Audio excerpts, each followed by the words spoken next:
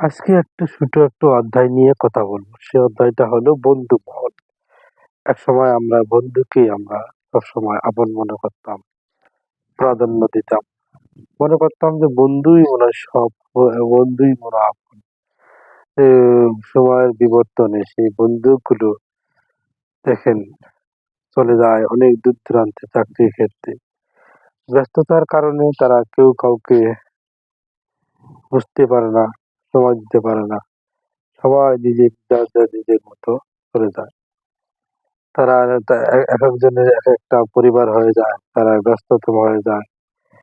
কেউ সময়ের জন্য সময়ের এমন ইয়া শুরু হয় যেন কেউ কাউকে খোঁজ দিতে পারে না।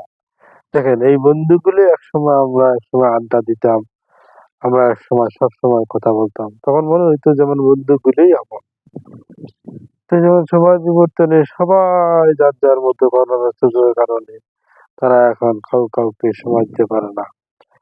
তাই বন্ধুদের সাথে দেখা না করতে পারলেও সবাইকে মনে রাখবেন। সময় পেলে সবসময় ফোনে কথা বলবেন, তাদের খোঁজ খবর নেবেন, তারা কেমন আছে সেটা জেনে নেবেন। তাই বন্ধু মানে ভালোবাসার আরেক নাম। বন্ধু মানে অপর জীবন। বন্ধু মানে ভালোবাসার শীর্ষস্তরে যে নামটা আছে সেটাই হলো বন্ধু। তাই আমরা সবার সাথে সব বন্ধুদের খোঁজ খবর নেব, বন্ধুদের পরিবার পরিজনের খোঁজ খবর নেব, সবার সাথে মিলেমিশে থাকবো। এটাই তাই বলতে চাইছিলাম যে দেখেন বন্ধু মানেই হলো ভালোবাসার আরেক নাম।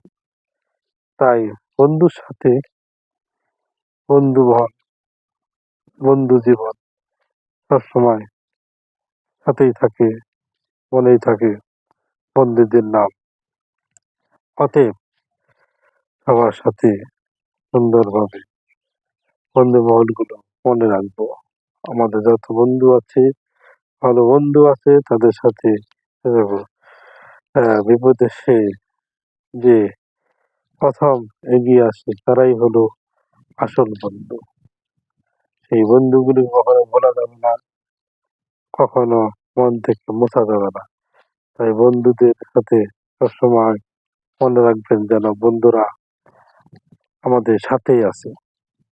কিন্তু একটা কথা হলো ব্যস্ততা, একটাই ব্যস্ততার কারণে কারোর সাথে দেখা হচ্ছে না, কথা হচ্ছে না। এটাই কারণ সবাই ব্যস্ততা, সবাই যার যার মধ্যে ব্যস্ততা, কর্মক্ষেত্রে ব্যস্ততা, চাকরিতে ব্যস্ততা, কাজে ব্যস্ততা। অতএব যখন হলো সময় পাবেন, যেই যেই যেই আপনি সময় পান বা অপর বন্ধু সময় পাক, সবাই একটু ফোনে কথা বলে নেবে।